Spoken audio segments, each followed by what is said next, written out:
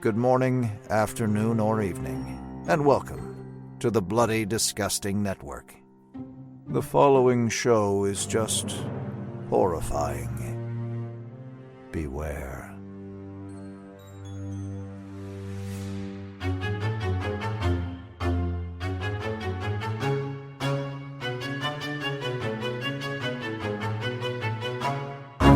We cannot let Ellie see this text message. Too late.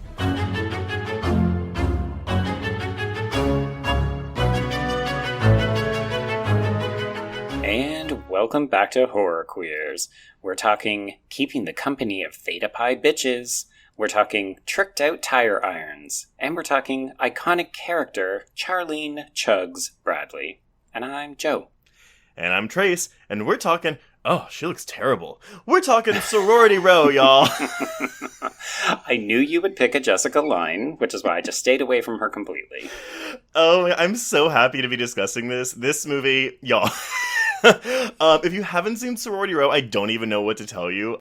Literally, I have been singing this movie's praises since I saw it in theaters, like a good person, although it was a free screening, so I did not contribute to its box office failure. I'm sorry, I contributed to its failure, I didn't contribute to the box office. There we go. Back in 2009. Yeah, this is Sorority Row, everyone, and we are going to have a blast today. Indeed, yeah. We'll get into our histories more specifically, but we should note that Trace has made me watch this movie, I think, more times than any other film on this podcast, because, Trace, we have covered this in an editorial. You have covered this on Horrorversary. I have covered it in The Bite, and then I think before we started recording, you said that this was the first article you ever wrote for Bloody. Yes, this is the first, solo film I ever wrote for Bloody 7 years ago. Wow. And I will say that I did revisit our article on Bloody for this film, and I did pull some of your quotes, because I wanted to, not to make fun of you, because they're all terrible. He wants to throw it back in my face, people. No! That's what he said.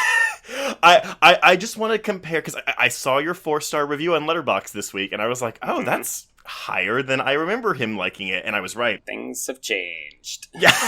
I want to just point out how film opinions can change, not throw it in your face. I'm going to be nice about it, but I also want to read these things because, oh my god, you were really harsh to this movie in some areas. Well, yeah, and I'll explain why, but I think maybe sure. we should introduce the third party in the room. Oh yeah, we have a guest today. Everyone! He is the creator and co-host of the Slash Her podcast, in which two friends dive deep into the art of horror and all things spooky and terrifying. Please welcome Adrian Ray. Hello. Hi. Thank you, guys. Hi, Joe. Hi, Trace. Thank you. Hello. Thank you for coming on to talk about Sorority Row. I wouldn't have it any other way. I think, again, I talk about it all the time. I think the stars align consistently for me. And so this film, I think, is just the perfect film to discuss with you guys. So I'm all hyped. Amazing. Let's start there then. Yeah, so what is your relationship to this movie? Because we'll talk about ours and we'll all have fun details, except for Joe, who's a curmudgeon. There it is. Yep. I'm just really curious because, this film flopped critically and commercially 12 years ago. Holy shit. And I've seen in the past several years, more people kind of come around. It's just one of those films where people can discover it, but specifically queer men. I have seen a lot of queer men come around on this film. Mm-hmm. So for me, the crazy thing is with this movie, it came out when I was 14 years old, which is insane to me. So it was peak high school. And my high school experience, I went to a school, my graduating class was 19 people. It was rural New Mexico. Yeah, so I was the odd man out in every situation, but I was pretty friendly with the seniors at the time. So I remember they had gone to watch this movie and they came back, a few of the girls, and they came back and they were telling me about it. And everything that they hated about this movie made me excited to watch it. And I didn't get to watch it in theaters, unfortunately, but as soon as it hit DVD, I consumed it as quickly as I could, and it immediately became one of my favorite movies. Nice. Now watching it back, there's a lot of issues that I didn't quite catch back then, but it's still, I can't deny it's, I don't know, the fun factor that it has. Right. Yeah, I will sign on for that. I mean, again, this is a 4.5-star film for me. I really love this film. Watching it by myself, I kind of enjoy it less on each rewatch because I've seen this movie so many times, so it's now kind of one where I'm like, oh, you haven't seen Sorority Row? Let me show it to you, because I really want to watch people experience this movie. And I knew it was doomed from the start because, so yeah, I did see, I was in college when this came out. I would have been 20 years old. And at UT, you know, they always come around, they're like, hey, like, you know, it's basically the press screening, but it's also open to the audience, but you have to, like, get there an hour or two early, wait in line with the plebes, and, like, hope you get in because they give out more free passes than there are seats, blah, blah, blah, blah, blah. Those are always sold out. Like, I mean, sold out. The tickets are given out. Like, the line wraps around the theater. It's really wild. I knew this movie was in trouble when there was no line for this advanced screening. And the theater was maybe a third full. And I remember when it ended too, my friend and I looked at each other because I brought a friend with me. And I looked at him and I was like, was that good? And he was like, I think it was. Well, I think you've kind of hit the nail on the head. This is coming near the tail end of the slasher remake period. Like, really, it dies out in 2010 with A Nightmare on Elm Street. So this is right on the cusp of that. So I can't help but believe that there were a lot of people who were just tired of these kinds of movies. I don't remember this movie having a particularly good campaign, and it is based on one of the, I'm going to say, lesser-known 80s slasher films. I know there's a lot of people who love the original House on Sorority Row, but I think it pales in comparison to something like My Bloody Valentine or Texas Chainsaw Massacre or something like that in terms of pop culture IP. Yeah, I would agree with you there. I will say, and this is not a dig at you, I promise, Joe, but I think I actually do prefer it to like something like My Bloody Valentine, like the original film, I mean. Okay. I do enjoy it, but I think that came more from, oh, I thought this was going to be really bad, and I quite enjoyed the original, whereas My Bloody Valentine is one of those, like, oh, this is like a classic of horror cinema, so the expectations game is there. There you go, yeah. And I think part of this is that if you can go into this film with the right mindset, it can be a lot of fun, as you both said. It's just, I went to see this in theaters, so I did contribute to the box office, so take that. Congratulations. Stick that in your wine bottle and shove it. I did not like this movie when I first saw it. Right. I didn't like the female quote-unquote friendships. I thought all of the girls were just hugely bitchy, and the plot didn't really make a lot of sense to me, and I just thought, well, this is a subpar slasher film, whatever, and I just kind of threw it out of my mind. And it wasn't until I started to have conversations, primarily with other gay men, where they would start to advocate for how darkly comedic it was and how, yeah, no one's standing up here saying these female friendships are great, like sisterhood, yay. But part of that is, I think, the subversion, like the undermining of the Greek system and how these sisters do not have each other's fucking back and they will claw each other's eyes out. I can see if you were someone who's like big on female empowerment and feminism and not making rape jokes, this film, it's probably not going to be for you. But if you can go into it saying, like, this is not a PC film, but it is a lot of bitchy, catty girls getting murdered, then you can have fun with it. Yeah, and to kind of latch on to the whole campaign aspect of this film, I think really what also kind of attributed to its failure is I don't really understand who they were trying to market it towards. Like, there seemed like to be a disconnect. Yeah, it really should have been the gays, because I mean, at this time as well, if you're kind of coming off of a lot of the slasher films that were still kind of coming out around this time, like Rob Zombie's remake, there was still like a push, I guess you could say, for like gore and just over the top deaths. And like, you go into this movie and it kind of feels a little bit campy in its approach to its presentation. And I think a lot of people probably were just a little thrown off by that. I don't disagree with you about the marketing, because the marketing did sell this movie as a straight up, like, serious, quote unquote, slasher film. Yeah. No humor was implied. In terms of who it's for, Joe, this actually, I will take this moment to pull out one of your quotes from our article from 3 years ago, because, but again, I think it's correct. So what you said was, more than the gripes about the lazy plot, which we'll talk about later, I am legitimately confused about who the target audience for this film is. There's a lot of female nudity, topless extras with pretty revealing outfits on our core cast. Maggie literally spends 90% of her screen time in panties and a man's dress shirt. Yeah. Sure, it was 2009 and the belly-bearing crop top with heels look was still popular, but the costuming in particular feels male gaze ready. And you can say, I'm torn. Half the time, the depiction of these women feels like the film is pitched at straight bros who want boobs. The other half feels aimed at girls interested in a band of diverse female protagonists who embody both the sisterhood and the cruelty of female friendships. And so what we're left with is a final product that doesn't satisfy either audience. Damn, she's smart. I know you know this, Joe. I don't know if Adrian knows this, but here's the thing. So this is a movie about women that puts all the female characters front and center, because the men are not characters in this movie. Oh, God, At all. no. Not at all. It is written by two straight men. It's Josh Stolberg and Pete Goldfinger, who people may know. They were the writing duo behind Piranha 3D, Jigsaw, and Spiral from the Book of Saw. They've also written a lot of episodes of Avatar: The Last Airbender. Huh. That last one does not fit in quite as well. Yeah. but knowing that, especially with the Piranha thing, I was kind of like, okay, so like they are jokers. But here's the thing. The director of this film, Stewart Handler, is a gay man. Right. And I think that's where maybe some of this confusion comes from. Because here's a quote from him. This is from 2012. He said, he knew that nudity was a major staple of the slasher movie genre. For teenage boys growing up in the 80s, horror movies were the prime place to get your T&A fix, and he wanted to pay homage to that. He goes, certainly making an R-rated horror movie, you have that expectation. Problem was, instead of casting actresses for the lead roles who had no issue being naked, producers cast actresses who refused to do it, because all of these actresses did have no nudity clauses. Yeah, because they're legitimate actresses. Good for them. Yeah.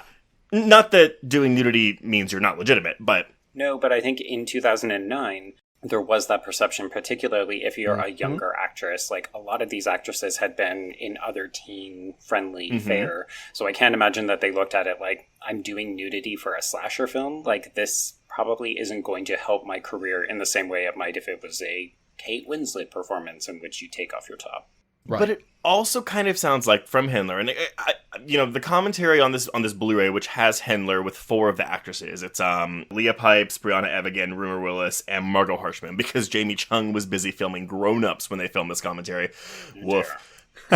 No, ma'am. I'm sorry. But he's like, this expectation that horror audiences have. So it reads to me both as someone who doesn't trust the horror genre, because it's like, horror audiences, they want tits and A, like, which is your straight broy male crowd. So it is male gazy, especially in these nude scenes, but it's also kind of like this gay man who feels compelled to cater to your straight bro audiences. As much as I love this movie, I almost wonder what it would have been like if he had just gone full queer camp with it, you know? Oh, 100%. Because this movie, as you pointed out already, Adrian, already feels on the verge of descending into full-blown camp. So I can only imagine if you could have said, hey, Summit, shove it. I'm not going to give you the straight bro version of this movie. I'm going to make a very queer-friendly, very feminist, but also sly, winky kind of camp fest. I do think that would have gone down easier. Now, whether or not they would have been able to market it or if the audience would have been big enough, who knows? But it feels like the film is taking baby steps towards that and not quite going full hog. Yeah, they definitely didn't try to change the game, I guess, in any way. And it's sad that going into this film, like, he was intentionally trying to make something that, again, which is good, a love letter to the slasher genre, but at the same time not taking any chances. Kind of like akin to Amy Holden Jones when she directed the Slumber Party Massacre. How she, in her commentary on the film, obviously she's not like super thrilled about her work in relation to that film, but she said, of course, I put in a gratuitous nudity scene with all the girls in the shower to get it out of the way because that's what they're expecting. Right. So it's kind of sad that he, in 2009, and again, I mean, the world wasn't revolutionary in 2009 anyways. No. But the fact that he went into this film with also kind of setting the expectation of what he needs to hit is kind of sad, especially when films like Jennifer's Body were coming out around this exact same time and kind of trying to make a little bit more of a progressive move with the horror genre. Jennifer's Body came out the week after this movie did. It was a rough period then for feminist-oriented horror. Or rather, maybe female-driven horror, because I don't know if people would claim this film as feminist. No. I would not. It tries and it falls flat. This is a film for gay men. That is 100% what it is. But I don't know if I've said this in the podcast before. No, I have. So I have come down, and I have a point, on American Horror Story Covet a lot. The third season of American Horror Story, because my thing is, it panders to the gays.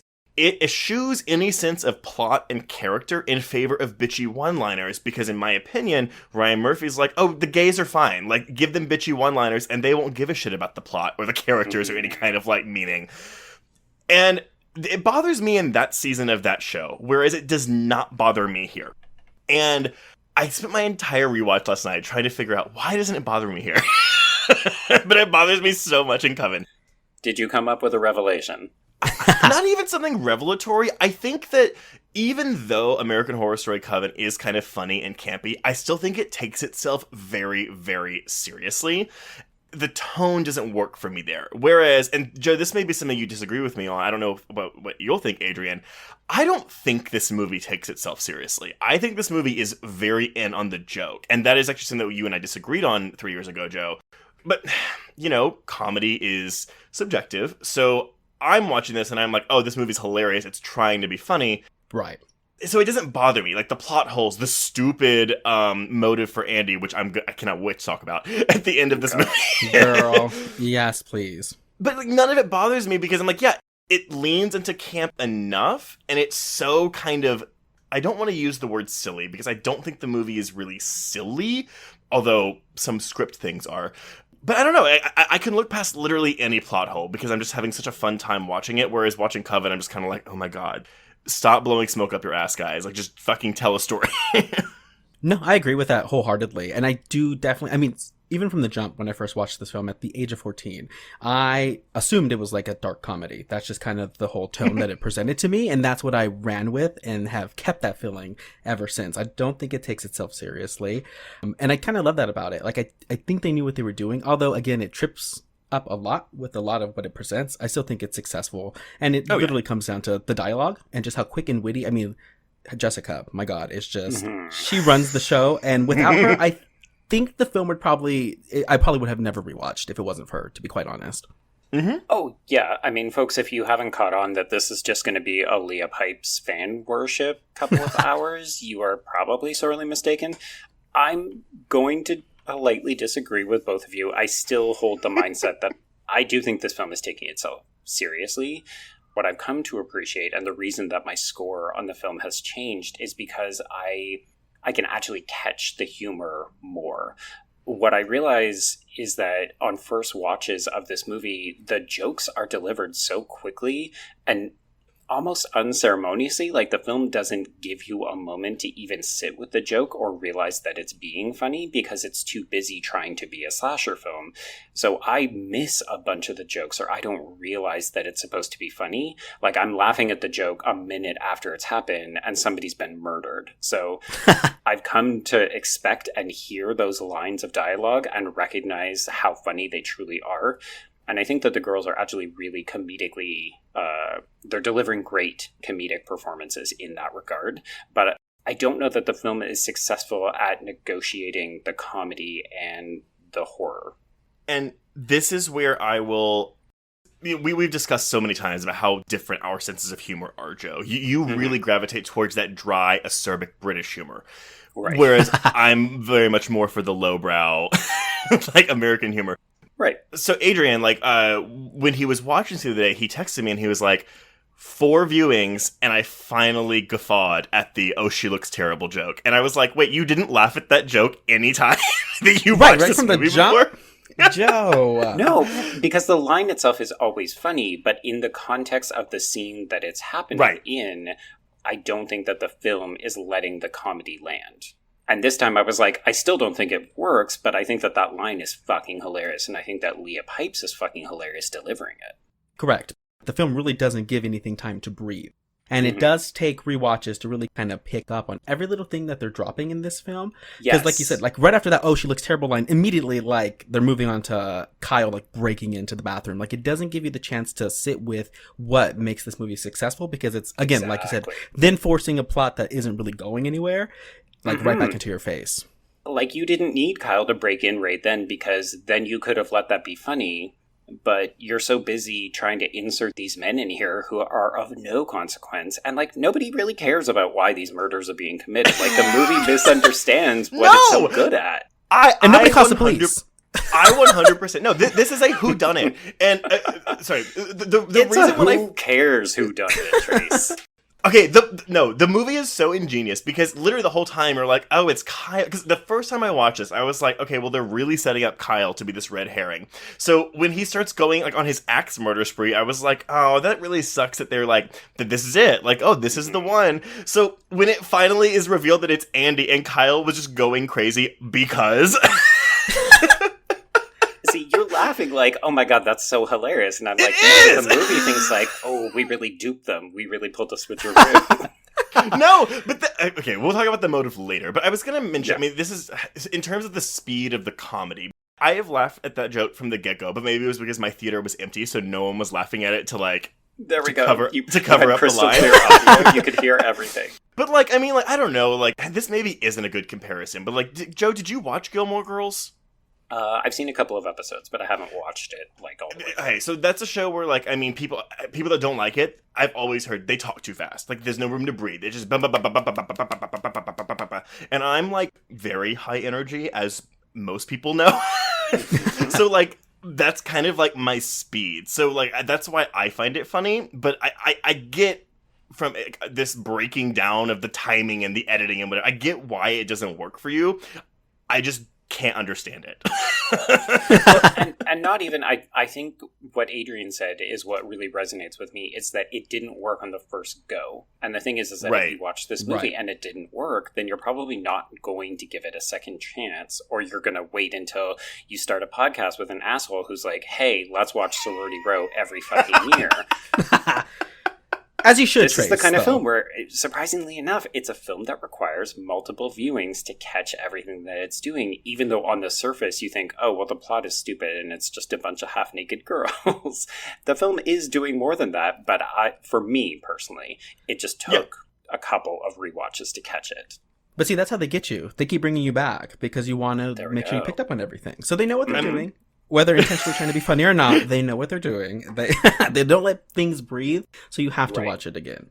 Well, and I don't want to belabor the point, because I do think that we have plenty of fun things to get to in this film. But for me, the most successful comedy is Chugs, and that's why I like Chugs the best. I can definitely appreciate that Leah Pipes is fucking amazing, but my favorite character in this movie is Chugs, and that's because she gets a bunch of standalone scenes where she just gets to be funny.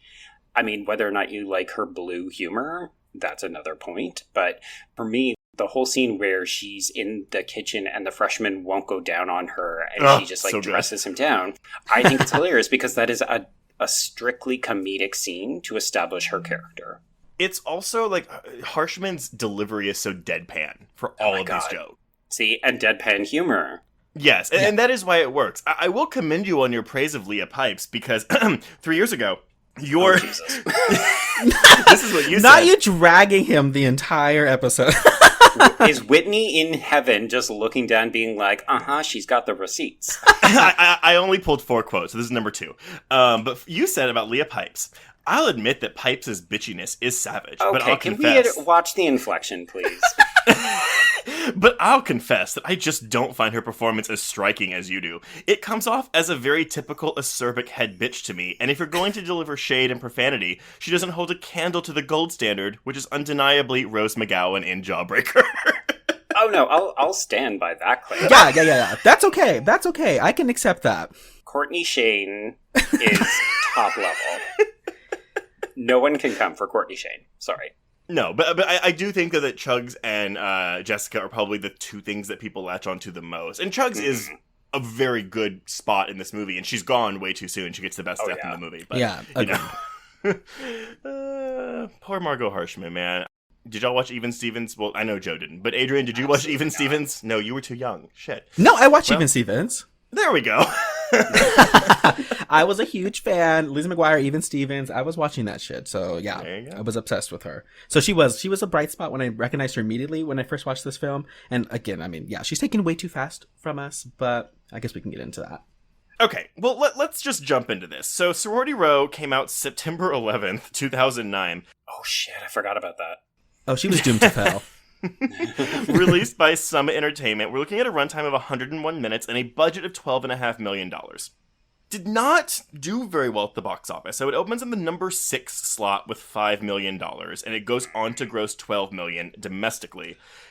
International gross of 15.2 for a worldwide total of 27.2 million. And I do want to say that the competition for this movie, so this is the number 6 slot. In the weekend of September 11, 2009, the number 1 movie was I Can Do Bad All By Myself, the Tyler Perry film. Okay. 9, The Digit, the CGI movie, was number 2. Oh, right. Cute. With 10 million. This is a rough weekend, is what you're saying. Yeah. Inglourious Bastards, All About Steve in its second weekend. The Final Destination in its third weekend. All beat Sorority Row. Oh my god. Yikers. No, well, I feel bad. I will say that Sorority Row at least beat another horror movie that was opening in the for its first weekend that week, and that is the Kate Beckinsale snoozer Whiteout. Oh, right. That one was dumped. It was bad. It's boring. I will not watch then. It's based on a graphic novel. Whatever, it's not important. So, yeah, it didn't do well box office-wise. Critics panned the shit out of this movie. We're looking at a 25% of Rotten Tomatoes with an average score of 4.1 out of 10 and a Letterboxd score of 4.8 out of 10. So this is when you need to be able to divide the critics, like, okay, I need to see the reviews from the gay critics or like the queer community and just be like, oh, suddenly it went up 8 digits. Well, and so our queer connection for this, as I mentioned, the director Stewart Handler is gay, but also the composer is, problematic now, but it's kind of, it's Lucian Piani, who used to be like a big RuPaul's Drag Race. Well, they're friends. He judged a couple times. He's done a lot of like music work, but then went on like a racist Twitter rant like 10 years ago and was canceled forever. And has not been heard since, yes. Yeah, he disappeared into obscurity. And remember that we're not saying canceled, we're saying consequenced. Oh, If you're going to talk racist shit, then you know what? You deserve the consequences. All right. I will say, though, I really like his score for this movie. It's very fun and playful, and he does some really good work with blending the score with the soundtrack, specifically in the opening scene. Exactly, yeah. Speaking of, though, let's talk about it. All right. So the film opens with a long take through an extremely rambunctious sorority party, and we basically are introduced to all of our characters in this one quote-unquote seamless take. So we have house mother Miss Crenshaw, played by the one and only Carrie Fisher. Probably the film's most inspired casting, if we're being honest. Good question, then. So, Joe, because you watched the original for the first time this week, I did. were you a little... Because the plot of that movie hinges so much around the house mother, were you a little bit bummed they didn't do a more straightforward adaptation so we could get more from Carrie Fisher in that kind of a role? Yeah, it's interesting because I feel like that would have meant that we wouldn't have gotten the great scenes with Carrie Fisher where she's running around with a shotgun and it's fucking iconic. But yeah, it would have given her more of an arc to play, but then we would have killed her like in the original. So half and half. They could have done more with her. Anytime you have any type of film like kind of focusing on a sorority, the house mother is always like an important part of the film, typically. Yeah. And if you're especially looking like at Black Christmas and like you said, the original House on Sorority Row, like those house mothers, like they all played a part. And I was very disappointed that she wasn't in this film too much. But I don't know if that was because she didn't want to be in the film too much or if they just had nothing for her to do. I'm going to choose to believe the role was written as is, and they were like, holy shit, we got Carrie Fisher. Like, that's how I'm looking at it, you know? I don't think the role was written for her. If that was the case, then I would find this more egregious. But Carrie Fisher, do something with her then. I would have been I would have been in the writer's room. I would have been like, okay, we're starting from scratch and we're like reworking the whole script. It is Carrie fucking Fisher. And we're going to make sure that she does something of interest. I mean, the shotgun scene again is iconic, but like, do something with her. Okay, so the part of Cassidy is now being played by Carrie Fisher and the whole movie is down. about her. I'm down. My vote is down, yeah. And I know we've commented, but yeah, the opening shot, it is a fake oneer. They use, like, you know, when they go by a pillar, it's obviously a new shot, but it's made to look like a single take. Mm-hmm. I actually love this as an introduction for all these characters, because you kind of immediately, well, not really, but for Chugs, you at least get, like, okay, so she's the drinker. Mm-hmm. Yes, so we are introduced to Cassidy, who's played by Brianna Evigan. She's dancing, which I thought was a nice touch because, of course, I know her from Step Up 2. Right. And I think whatever the one where they combine them all, is it Step Up All In? Correct, Yeah, yes. I think that's the last one. Okay, yeah, she's in that one too. Cool. I'm a big fan of hers, and I always wish that I was seeing more of her, but... If you haven't, Joe, you should check out Darren Lynn Bousman's Mother's Day remake with Rebecca De Mornay. Okay, I thought you were going to do the Burning Bright one. No, Burning Bright is great, but I know you're tired of me recommending that to you. No, she's in Mother's Day with actually Matt O'Leary, who plays Garrett in this film. Okay, interesting. So we also meet Bookish Ellie, who is played by Rumer Willis. We've got multicultural Claire, played by Jamie Chung.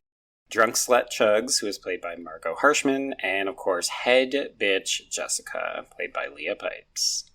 I mean, okay, so we're calling her Drunk Slut, which, okay, yeah, I mean, the girls call her that. I guess maybe the kind of, like, elephant in the room here is that this is... Back then, people were having this conversation, but, like, now, obviously, we can look at it. This is two straight white men writing women in a very... date raping other women. Yeah. Yeah. Yeah. I will critique it, but that's not to say that I don't laugh at every single joke. Yeah, I mean, as I said off the top, you have to be ready to accept this film as an offensive, non-PC friendly film. If you go into it and say, oh, we're talking about rape culture, we're talking about pranks that involve sexual assault, this is not a movie for you. Because the film isn't interested in actually unpacking that.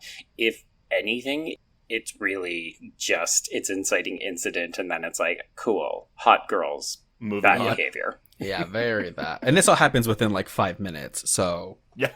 like immediately right off the bat, they're just like, we don't care, and this is what's happening, and you're gonna enjoy it. Or if not, they just don't seem to care with anything. Yeah, it's very much just like, I think this is a bit of a time capsule in terms of 2009, where it was fine for men to talk about this and use it as a bit of a punchline. Like, I say that I love Chugs, and I think she is a fantastic, funny character. But, you know, the line, catch me, rape me, is... I don't know if it played well in 2009, but it definitely plays differently in 2021.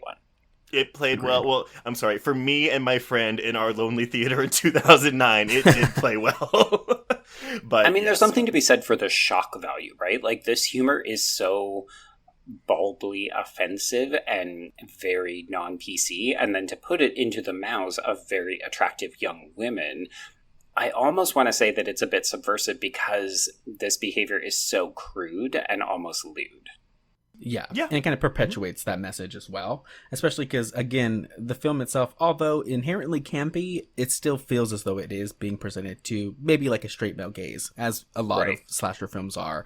And kind of putting those lines of dialogue in can definitely, I can see the problem there. But again, yeah, back in 2009, it went over my head. Didn't think twice about it and just kind of kept stepping. I was 14. I was in high school at the time, and that's just the shit I was hearing daily in the hall either way. So it's unfortunate now, but yeah, and I don't think it's just unfortunate all around. But this is the tail end of the aughts, right? Like, the horror in the aughts was very mean.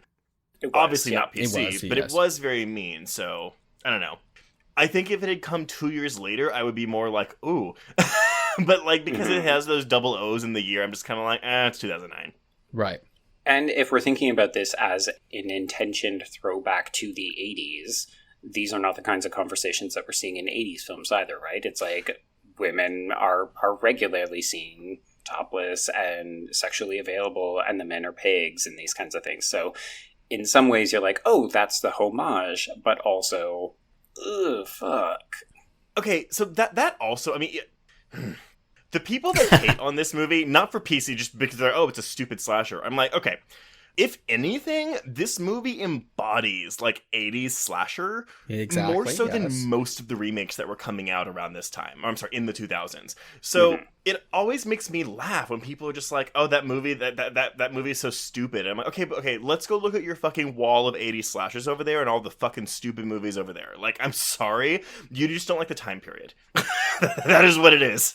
I think it's that, but it's mixing the 2000s campy comedic sensibility, whereas something like the My Bloody Valentine remake, which I believe correct me if I'm wrong, is coming out this same year, is playing it very straightforward, right? Like, that is just, we're doing 80s slasher in a 2000s horror film. Whereas this is like, no, we're giving you 2009 comedy with a mean edge as a homage to the 80s. But it doesn't do the meta thing, which I'm surprised by, but happy about.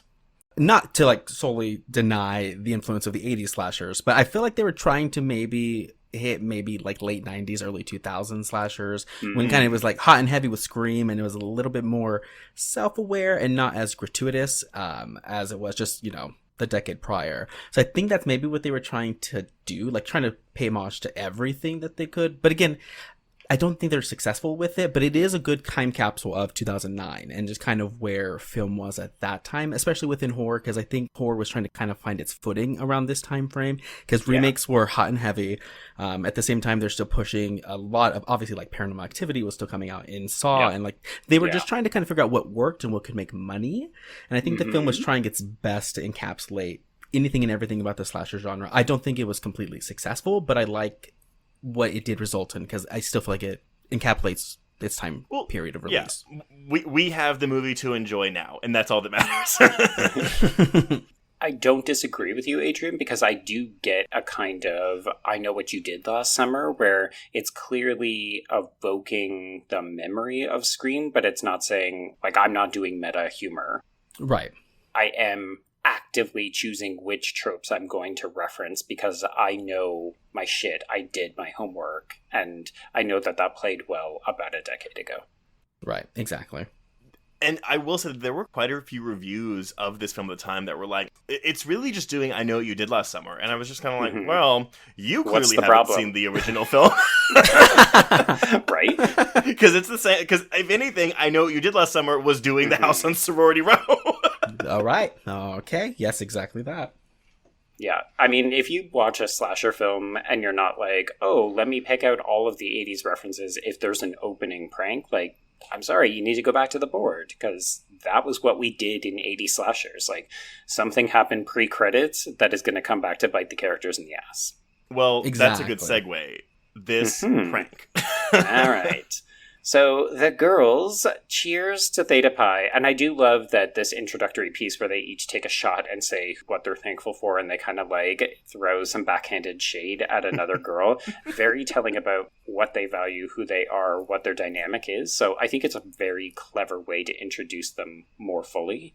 And then we are into checking out Chug's brother Garrett, who, as you mentioned, Trace, is played by Matt O'Leary, and they have him on webcam date raping their sorority sister Megan, who is played in peak 2009's meta reference, Adrena Partridge. Patridge. Oh, there's no R. I put the R in. I manually put the R in. No, I do too. I only say that because Andrew's corrected me like 1,000 times. Okay. Fair. I'm staring at the R on my screen, so don't feel bad. Okay, so we've legally changed her name, and it is now Adrena Partridge. Honestly, that would probably be the most interesting about her, because this acting isn't it at all. Oh, boy. You know, because this feels very much like, oh, we're going to do what they did with Paris Hilton in House of Wax, right? Yes. To a lesser extent, but yes. Well, and that's the thing, though. Y'all, I have never seen a single episode of The Hills. I don't know what The Hills is about. I did see in my research that there's now a new version of The Hills, which not only has Patrick in it, but also has the girl that plays Maggie in season 2. Oh, okay. Wow. Do they play sisters in The Hills? I think they just play. It's a reality show, right? It is, yes.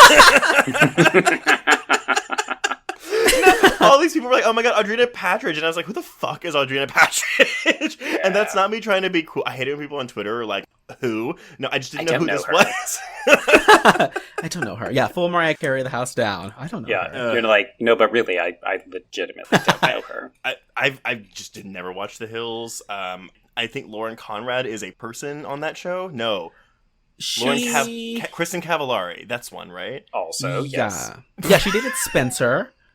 Listen, Heidi and Spencer. Yes, them. I never watched The Hills, but I consumed Laguna Beach for whatever reason.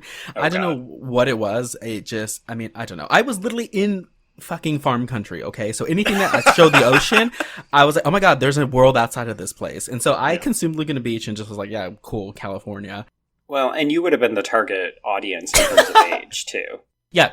14 to young. 15-year-old, yeah. Very young, yes. But I never watched The Hills because at that point, I was kind of over it. So yeah, Adrena was never somebody that I cared for. And I mean, the movie surely didn't help her case. No, not in terms of acting talent. Oh, yeah. I'm sure she's a great corpse, person. though. Her corpse gets a lot of mileage. Oh, she looks terrible. But yeah, so So she seemingly dies from complications of being roofied. okay, but here's the thing. So, Chugs gives her brother quote unquote roofies, so that he can date rape Megan. And we do get this line from Chugs that goes, Oh boy. "Oh, come on, roofie sex isn't that bad. You get laid and you get a good night's sleep." Yeah. That's a joke that has not aged very well. No. Right, it happened. That one lands like a wet thud in 2021. Like, oh, Chugs. No, girl, we're going to ship you off to feminism school. Yep. And I, in preparing for the podcast, I watched this film up, down, side to side, and I introduced it to a few people. Okay. And listen, I love to watch people react to certain things in the film. And this is one of those movies where I was like, okay, so either, especially my boyfriend, he has never seen this and he's quick to just judge every little thing. So I was like, I want to see how he reacts to this. I want to see what and yeah, when that line was dropped, immediately he looked at me and thought, you are scum of the earth for thinking that this one's good. Like, it was that kind of look where he was just like, what the fuck are you making me watch? And I was like, it's fine. We'll get past that. Just the rest is good. Adrian's like, and now I'm podcasting from the guest bedroom. and in my brain, I'm like, oh, but a woman says it. But I'm like, oh, wait, no, but it's two men saying it. Absolutely not. Exactly that. And even then, it just still makes her a bad person if she's saying something like that. Not that any of these girls are good people. I don't think anyone is here. The only one who is a good person, it's Cassidy. And I would argue maybe Claire, because we do get that moment where Claire apologizes to her later. We don't get that from anyone else. That is true. Yeah, nobody apologizes for the bad behavior. Oh, you mean for wrapping Megan in Cassidy's bloody jacket and threatening to blackmail her? Like blackmailing her, basically? Oh my god, it was one Out of time. sisterhood. But yeah, okay, sorry. So Megan, yes, has seemingly died from being roofied by Garrett, and as he is distraught, this is quickly revealed to the other girls as well as us that this is a prank. And the girls are using this as an opportunity to serve Garrett a lesson because he has cheated on Megan. So this is very much it's pro-sisterhood, pro-feminism. Sure, girls. So everybody gets in the car and they decide that they're going to drive out to the old mine where they're going to get rid of the body. And the whole time they're playing along with this ruse. Okay, but this is fun. This is comedy here. As they're driving there, you have Chugs going, someone goes, I think she's turning cold. And you have Jamie Chung like, I think I took a wrong turn. I'm totally freaking out, like not convincing at all. And then Chugs just goes, she's not going to make it. And then they all start laughing and then they like morph their laughs into crying.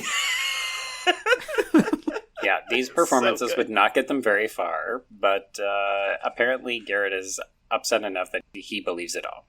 Yeah. Oh yeah. No, he is out of it.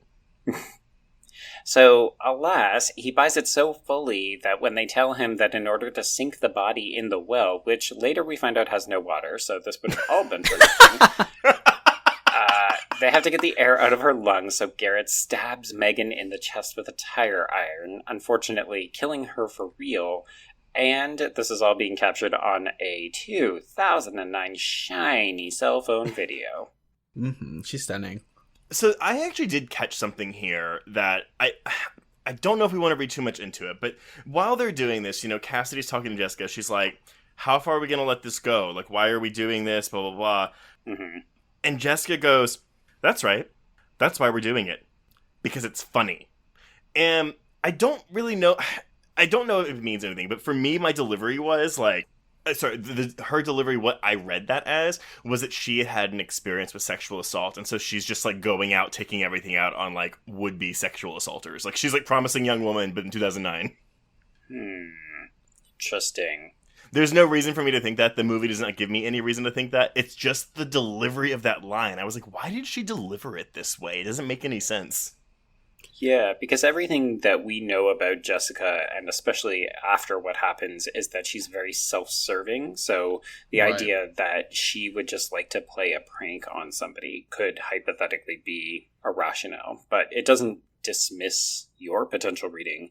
The problem is, of course, the film doesn't interrogate it. No, but I think that would have been an interesting avenue to take it. It would have made her a little bit more endearing as a character, because we never really get that moment for her in this movie. I think the closest is when she meets with Kyle's father and she realizes, all of her political ambitions in terms of like marrying up, she's still perceived as just another floozy. Yep. But even that, you're like, okay, well, too bad for you. I still don't care. Yeah. It is a chance to see her be raw. Vulnerable. Yeah. Yes, there you go, vulnerable. But I still never really feel any sympathy for her or empathy for her. It's more just kind of like, ha, stupid bitch. Yeah, agreed. Completely. Yeah, because the tone of the movie is, ha, stupid bitch. Yeah. Alternate tagline, ha, stupid Every bitch. line. Exactly. Yeah, every line in the dialogue switches, and bitch is in every other sentence. Yes. Oh, yeah. They love calling each other bitches. I was going to say, Trace, had we done this as an audio commentary, it's like every time the girls call each other bitch, take a drink. Oh, God. Dead by 30 minutes in. Exactly.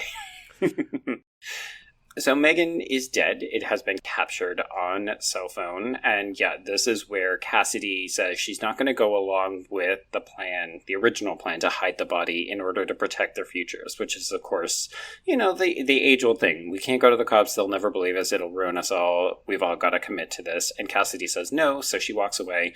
And while she's gone, as you mentioned, Trace, this is when they wrap Megan's body in Cassidy's jacket and dump it down the mine shaft and then blackmail her under the tenets of sorority sisterhood. So, I think this is maybe a good time to bring up Rumer Willis Ellie. People really hate this character. They really do. I like her, not because I'm like, oh, she's a good character. I actually just like how funny she is. Like, her shtick is that she cries and she whines, and the movie knows it because the movie comments on it. Like, Right. I don't know. I've never been like, oh, fuck Ellie. Now, granted, do I wish she had died? Yes. Do I wish that she wouldn't have gotten the killing blow at the end of this film? Yes. But I don't know. I think she's a fun kind of character because she's just so pathetic. I can't stand her. I like everybody else. She is just, I can't.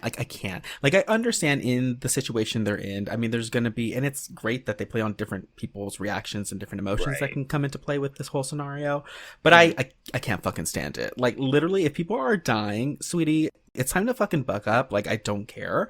Like, you need to do something. Like, and I'm sure we'll get to it, but like at the end as well, when she just like is choosing to stand in a closet where the fucking moonlight is shining directly on her. Okay, but that's so funny. It's hilarious. Yeah, I laugh at it now. And I do laugh at them making jokes. I mean, I guess not jokes, but kind of like poking fun at her personality throughout the film. But I'm also just like, fucking do something, Ellie, because you're pissing me off. But she does get the final blow, but she doesn't deserve it. So it's just annoying. No. Right, it doesn't feel earned. And I wonder if that's maybe where the fan backlash comes. Like, if Ellie had actually died or been the killer, if that maybe would have made people not hate her so much. But because she is this kind of like pathetic girl, but then she doesn't die and then she does kill the killer, it's kind of like, what? Like, that's not fair. Exactly that. Don't forget, too, that people went into this screaming about Hollywood nepotism, because in both this as well as The House Bunny, people specifically pointed out that Rumer Willis was only getting roles because of her celebrity parents. Right. So I think people went in predisposed to hate Ellie, and then she's not a hugely likable character in this film. So she actually read for Jessica first. They wanted her for Jessica. Oh, God, no. That would have been so awful. That would have been terrible. Rumer, I'm sorry, sweetie. And she actually admits that. No, she admits that as much. In the commentary, it's her and Leah Pipes talking about how the audition process, and she was like, I'm so glad that you got that part because I would not have been able to do it. Right. Not to that extent. Well, and so, I mean, I get the nepotism arguments, and I'm like, yeah, but like, she's not the lead of this movie. She is a side... Granted, she's a survivor, but she's not the lead. Also, did y'all know that she won Dancing with the Stars? I did not, which is insane to me. That like, what? What season? Do we know? It's season 20 from 2015. Oh my God. There's 20 seasons of Dancing with the Stars? In 2015, so there's more than 20. But Girl. actually, for you and listeners, if y'all get a chance, y'all should look up. She has, I want to say it's a tango, maybe it's not, but to Poor Unfortunate Souls, and she is in full Ursula garb, and it is a really good dance number. Okay, I'm in. I'm straight to YouTube. Following recording. Down. Adrian will not disappear from the podcast for 5 minutes. Yeah, I'm going to I'll mute send it for to a you. second, guys. I'll be right back. Oh, yeah. I'll send you a copy. Oh, bitch went down. Oh. Yeah, so the bitch's body has gone down the mine shaft, and then we jump ahead to 8 months to graduation. This film does love a heavy time jump. Random numbers, right? 8 months? Well, That's an extent of a semester. it's the opening party from the year, and then they fast forward to You're right. the end of the year. Well, because the end of the movie is 15 months later, so I guess it's like, okay, it's the end of the year to, like, not the next beginning of the year, but the next beginning of the year. But they had to rebuild the house. It burned. Yeah, that's true. Okay, That's 15 why. months. The house takes a long time to repair. Yeah, because if it would have been 8 months, we would have been like, what the fuck? This house is burning down. Like, in 8 months' time? I don't think so. Oh, that house is a fucking shell by the end of this movie. But, okay, so this flash forward, though, this introduces y'all's favorite character, Andy. I love Andy. He is played by cutie patootie Julianne Morris. This character sucks. He is Awful. super boring. Mostly because for the majority of the film, he is playing the nice guy, valedictorian boyfriend of Cassidy, and who could care? But that to me is why his reveal at the end works for me, because he is a nothing character up until the last 10 minutes of this movie. I mean, again, yes, if you're thinking about the comedy. Right. Yeah. But I also feel like every boring character in this film is, like, up for grabs in terms of who's going to be the killer at the end. Because, like, when I first watched this film, I was like, okay, well, it's either going to be Kyle, it's going to be Andy, or it's going to be Ellie. Because they're just the ones that are giving me nothing, like, the entire film. So, I mean, he's still... I mean, why introduce him if he's not going to do anything and be boring? He has to be used in some way, correct? I mean, slashers love a red herring, but Right. I guess if people are watching this for the first time and they have listened to up to this point, I would say your best bet is to go in not giving a shit about who the killer is, because it's ultimately the least interesting part of the film. I will disagree with you, but we will get there. I mean, again, as a traditional slasher film, the reveal is like, what? But why? But- if you're but- looking but at that- it as a bit of a weird comedy, then yes, you're like, wait, what? No, but that's why it works. There's literally a line where he's like, let's go kill Ellie. You're always saying we should go do more stuff together. It's hilarious. It really is. It's hilarious. It is. It's a bad reveal, but it is funny still. Yeah. Okay, so Cassidy does not want to go to this end of year party at Theta Pi, but Jessica basically makes her feel bad and says, if you don't go, then it's going to look suspicious.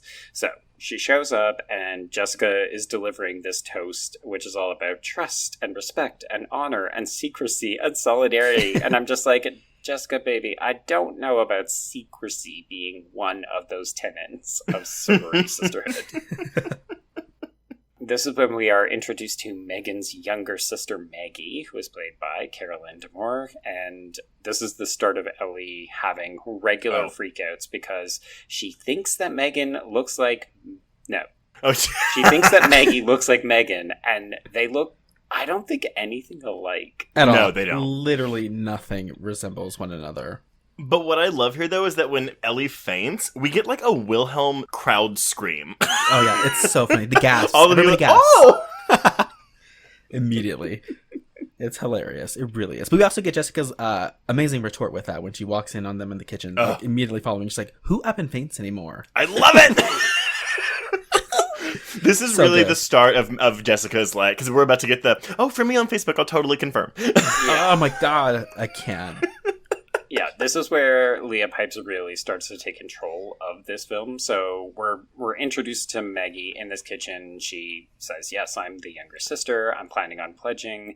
She seems slightly nefarious, but I think it's mostly just that she doesn't trust the girls, because we find out later that Megan has told Maggie a lot about them. Yeah. And I don't think most of it has been kind. Well, and so as soon as she leaves this room, so I think it's Claire, she's like, is it just me or was that girl all kind of creepy? And then Jessica just goes, no way she's getting in with that outfit. That's so funny. So this is also where we're introduced to Claire and Jessica's douchey boyfriends. So Claire is dating Mickey. He is played by Max Hennard. And Jessica is dating future political candidate Kyle, who is played by Matt Lanter. And everyone, if you are a Star Wars fan, Matt Lanter is the voice of Anakin Skywalker in the Clone Wars movie and TV show. And if you're a fan of Scooby-Doo Mystery Incorporated, he's the voice of Baylor Hotner. Why are you using your Patreon voice to do his bio? I don't know. I just think it's really funny. And everyone, listen to us. Listen to this. It's because he's a successful voice actor, and he has to, like, play into that a little bit. And My God, I wish I could be a voice actor. That'd be amazing. If you're listening and you're a casting agent, please get in touch with me. I would love to do it. There we go. Yeah. if it happens, I want, like, something. I want a percentage. Ask for a commission. Yeah.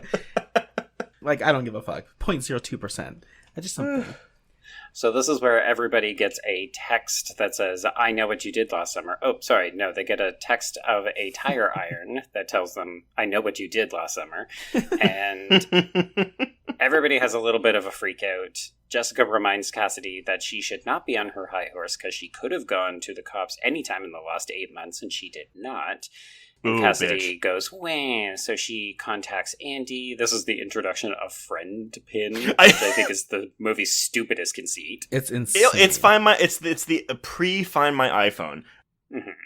Or Find a Friend or whatever. But yeah, I wrote Chekhov's Friend Pen right here. Oh, God, yeah.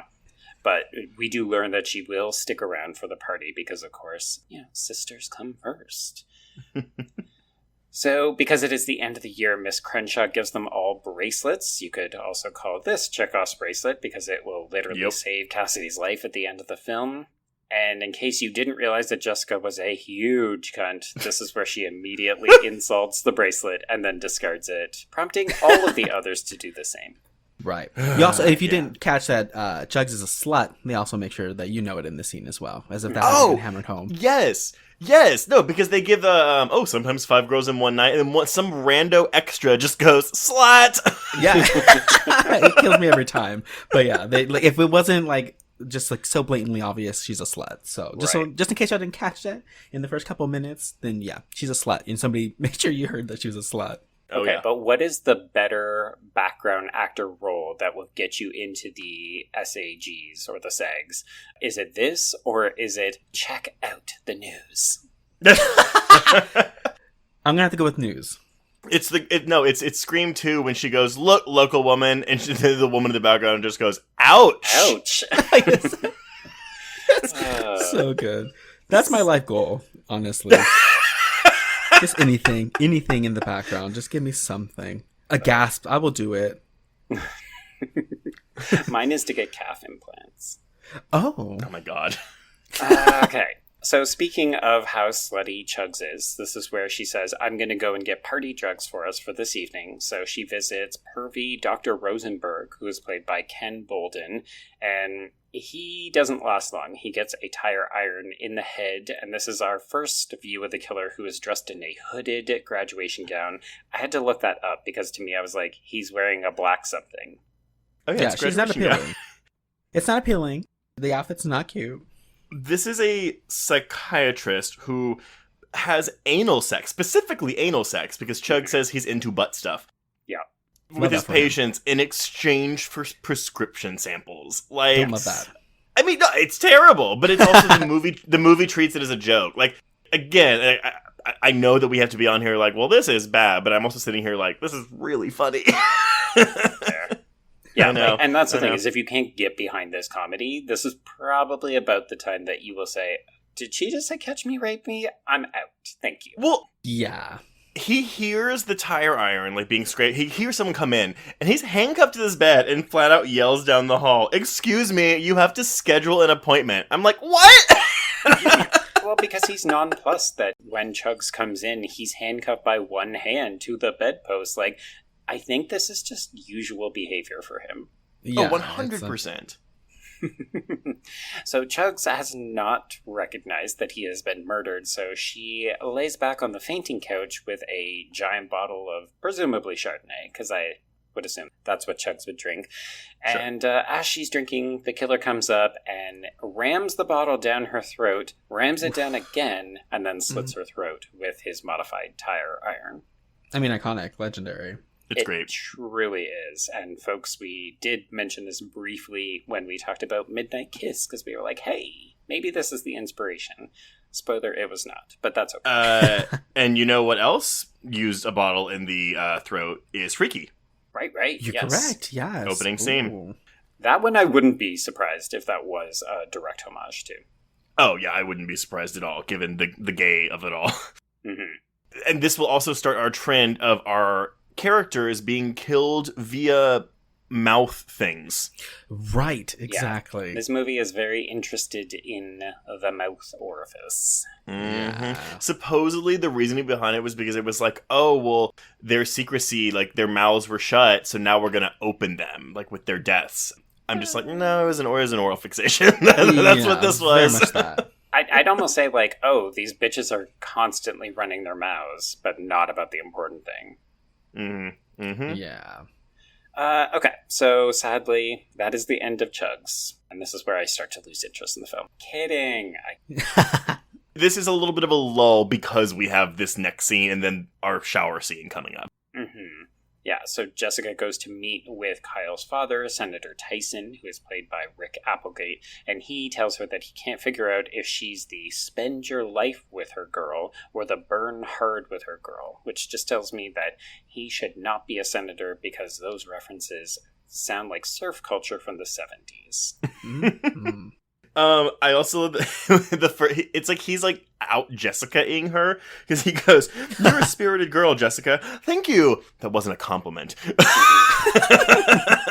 Barb. So this is where we get boobs, a lot of boobs. So Jessica goes back, and she and Claire decide that they're going to take showers at this point. So they have a conversation about the murder in front of other girls after Jessica dresses down this bitchy sorority girl, Riley, about using the wrong shower. And it's all kind of nonsense, but we get another girl who gets murdered here. She doesn't even have a name, and So- she's dead. For the two of you, there is a huge plot hole here. The reason I don't care about it is because of how fucking ridiculous this scene is unnecessary. It only exists to kill another girl. But also think about this. Andy is somehow in this shower room. Sorority house? Yeah. Yeah, or the house where people are outside, like there's a group of people outside Yes. the front door. And he just so happens to be there when one of the girls overhears them spilling the beans about Megan, so he knows to kill this other girl. Right. It really makes no sense. It makes really no doesn't. fucking sense. Like, did the naked girl walking to the other side of the house, to the other, like, fucking shower, not see him just waltzing into this shower? Or No one. in full guard? No one working on this film thought about that. Or if they did, they were like, oh, it's the 80s. Or Andy/Kyle was maybe not the original intended killer, and they were going to have one of the other girls. Like a co-killer. Like, Ellie was in the house already because she could have also been a killer. Yeah, something like What- that. Do y'all think, I mean, I don't really have much experience with screenwriting, but do y'all think they do that where they'll literally, like, write up until the killer reveal and then decide from there, well, this person's going to be the killer? I know that's a big thing with Scream 2, where they even had, like, different type of, like, they had a different idea. I mean, I guess, like, after they wrote the script, and then at the end they were like, should it be Cotton, and should it be Hallie, or should it be...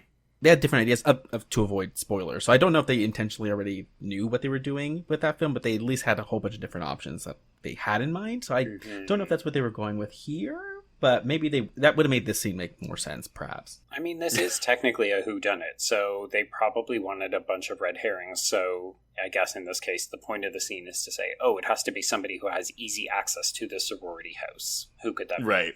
Yeah. And the answer is Andy? That's why it's so funny.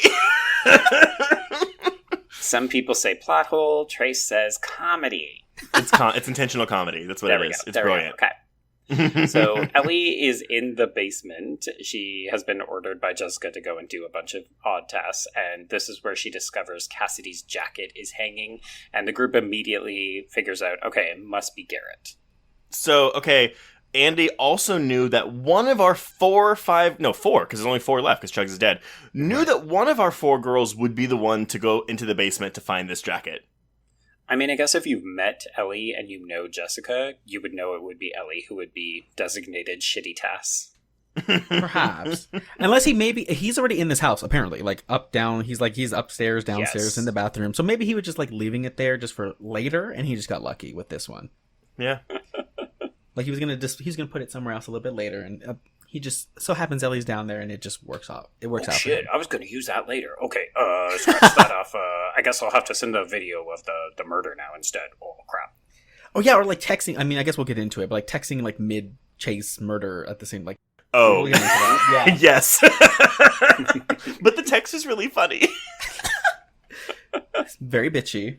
So one of the lines that I often miss, but if you catch it is quite funny, is Ellie then, of course, has a freak out at this point, and somebody says something about somebody's going to die, and Jessica says, no one is dead, except Megan. Nobody is dead, Ellie. Well, Megan. And then we get Chugs' voicemail, hi, this is Chugs, leave a message after the bleh. Yeah, of course. Chugs, where the fuck are you? So funny. But of course, they cannot let this stop the party. The party must go on, if only for appearances, which is just like the original film. This is where Claire kicks her horny boyfriend, Mickey, out to the curb. And, I mean, he's your classic frat boy pig, so he immediately tries to pivot and hit on younger girls. I do love that moment where they say, the party isn't good enough to suffer this guy, so they just leave. And wait, and before they leave, they go, yeah, and you're not real hot either. And he's just like, that's really mean. It's so funny. It really is hilarious. Yeah, I do enjoy that comedy bit. This is also where we get the nice scene between Claire and Cassidy. It's possibly the only moment of character development for Claire, because she's, spoiler alert, gonna go soon. Yeah. It reminded me of the scene from I Know What You Did Last Summer when it doesn't have the same emotional weight at all, but when Sarah Michelle Gellar like talks to Julie in the car and she's like, what happened to us? Like, that's a moment where it's like, oh, I really feel for Helen in this moment. I don't really feel that for Claire as much because she's not as developed, but they keep coming back to it and you can see her crying. Like, it's a good moment for Chung. The movie just doesn't really give her like enough to play off of to really make it work, but I appreciate the effort. Right. Yeah, they do their best. But I mean, it doesn't work again when she's like branding Cassidy for murder, like 8 months prior to this. So I mean, that's kind of the thing, right? Like, all of them are immediately, it's not just, oh, we're covering up a murder. We're blackmailing our friend and framing her for murder. And that's kind of like, that you don't really come back from. You can't really apologize for that. Yeah, we're done. You're blocked. That's not like, no, ma'am. No, thank you. Not happening. And I do like that Cassidy holds that grudge throughout most of this until it's life or death, in which case she says, okay, I'm not going to kill any of you or allow you to be killed. Right. Well, we haven't talked about her a lot, but do y'all like... I mean, I know we like Brianna Evigan because she is great. But she is great. As a final girl, do we like Cassidy? Is that no? I mean, I don't know. I'm thinking about it. The sad part is like her character isn't interesting enough for me to even have that thought, which is what's sad. So I don't know if that helps her case with this. But I think she does fine, especially near the end. I mean, I guess, when she runs out to try to save Claire a little bit later, that's like the most gusto I feel like she has in this movie. I mean, she fights back a little bit, obviously, with Andy at the end and with Kyle. But that was the only moment where I felt like she felt interesting. I don't know. I feel bad for her, but I guess I'll just go with no. I mean, she is the proverbial wet blanket of the film, but I almost wonder if it's because, though, because the movie is so centered around bitchy one-liners. Yeah. The other girls overshadow her. Yeah. Yeah. Yeah, I mean, she's the straight-lace audience surrogate, so she can't have those kinds of things because we have to root for her to live. Right. Mm-hmm. I like her more than some of the other wet blankets. Like, do I enjoy her more than Julie James? Do I enjoy her more than Natalie? Fucking Jamie King in the My Bloody Valentine remake? Like, so bad. And I do think that's part of the actress more so. I agree. But I guess one of the things I will give this film credit for is that none of them become super powered heroines. Like, they do fight back, but it's mostly about evasion, and they're trying to be smart about it. And in some ways I like that, even though it doesn't give us the rah-rah cheer-worthy moments where we say, like, yeah, fucking pick up that phallic weapon and stab that douchebag. Right. Which is about to happen. Well, we have to kill Mickey, so Mickey ends up crawling into the house, into the renovated wing, and he gets killed in the vent by the killer. It's pretty good. It's the kind of death that you cheer for because you don't like Mickey anyway. I do like this death. Also, Piani's score, really good here. But I love that, what is he crawling? It's not a dumbwaiter, but I guess maybe a laundry shot? It's a laundry chute, yeah. Laundry chute, yeah. But I do love, there's a good shot after the blade pierces his neck where the blood, like, runs down his face. Down his face, into his eye, yeah. It's good. Yeah, it's great. Do we like the tire iron as a weapon? Okay, wow, not you asking my question. I was like, can we talk about the weapon? Do we enjoy her, or... I cannot pick up a tire iron these days. Well, first off, I'm not picking up a tire iron in any circumstance. But in vain of me being or seeing one, I can't not think of this movie. I think it's great. It's fun. I would love to twirl it around. Yeah. I think it's completely impractical the way that it gets used, but I love the fact that it's modified to be like 4 different weapons in one. And also, I mean, I know you cued us to this because you sent it as a fun fact on your notes, Trace, but the number of tire irons you would have to have because the killer is constantly losing them in walls and people. Yeah, it's insane. I don't know who he's ordering these tire irons from, or if he's doing it himself, but I would be suspicious. So they're like, send me 5 tire irons, and they all have like a fucking super sharp blade at the end of one end. Send me 5 of them, please. Yeah, so they had 17 prop tire irons for this, but I do like the tire iron. I mean, people will say it's stupid. I've heard that countless times.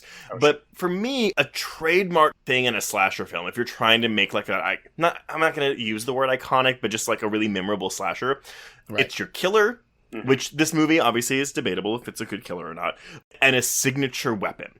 Like, the first movie, the weapon is a cane. I like the cane, though. The cane is pretty memorable. It is. But I also think you're right, Joe. The tire iron it makes no fucking sense. But I do think it's visually memorable, and it leads to some memorable kills. So I think the tire iron is actually one of the better innovations that this movie does. Like, in a movie that doesn't really get creative with the formula. Right. Yeah, I agree with that. Yep. So Jessica and Cassidy find Mickey's body pretty quickly. I also like that this film doesn't dance around the fact that we are finding bodies and knowing that people are dead. I always appreciate that. Jessica's being Adrian here, when she's like interrogating Ellie. First word! First syllable! Anything! It's amusing. Yeah.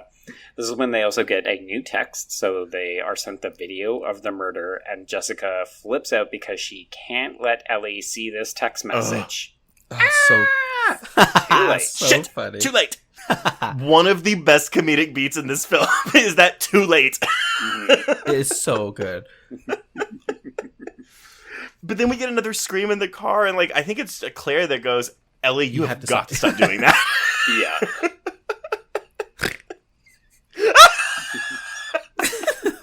Also in the car too, when Claire asks why Mickey, and immediately like on beat, Jessica's like, I don't know, maybe because he was a dick. Yeah. So good. No, I love it though, because they walk out of Mickey's corpse room and they're like, Mickey's dead, and they just leave Claire behind, and the camera just zooms in on Claire's face, and she goes, what? Yeah, doesn't give a fuck.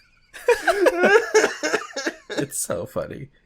This text message has indicated that they need to go to the mine shaft, which is the scene of the crime. So yes, they do hop in the car. We get the return of Maggie. She is just standing in the middle of the road. I guess she knew to wait for them because they were coming. Question? Yeah, like, what the fuck in those, like, Samara in the Ring type shit, just standing in the street. I do love that Maggie is as good as Jessica at delivering these quippy one-liners, because, like, this is where we really start to get the kind of back and forth rapport. Like, we saw it in the kitchen briefly, but this is where it's like, nope, there's a good, strong animosity between these two. I'm going to deal with you later. Well, your mom going to deal with that hair first because it looks like shit. So good. But then we have Ellie's great... She would have made a great Theta. That's so good. To me, that's when I think, oh, people shouldn't be hating on Rumer Willis's performance in this, because Ellie gets a couple of good quips in there as well. She does. Like the pregnant by 10 p.m. line also earlier in the film also makes me chuckle every time. Yeah. Oh, yeah. And when she tells Mickey, if you touch me again, I will fucking kill you. Like, ugh.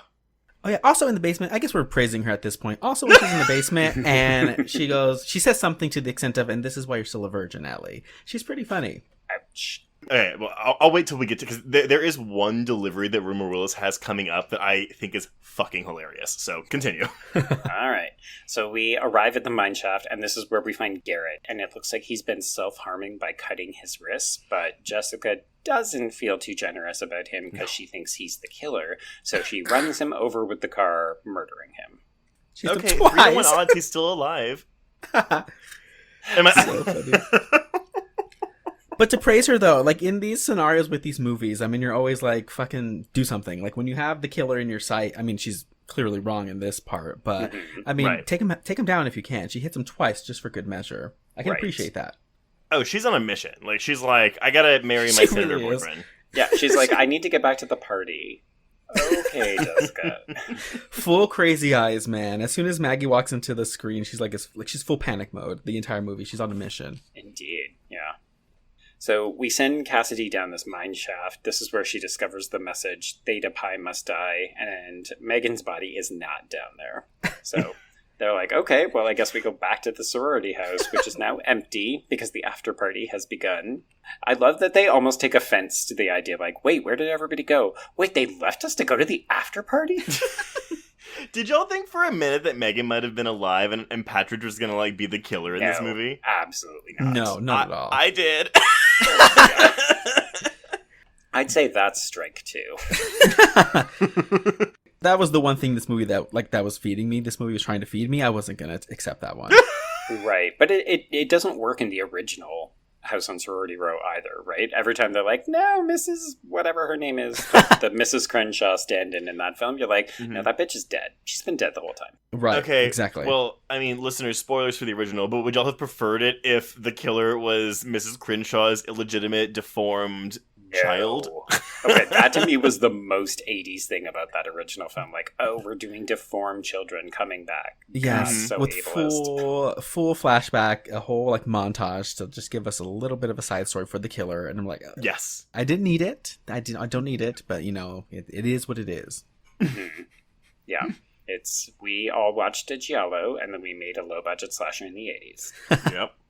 Okay, so the house is empty. The jacuzzi is basically out of control with soap because of what Claire did earlier and apparently what other people continued.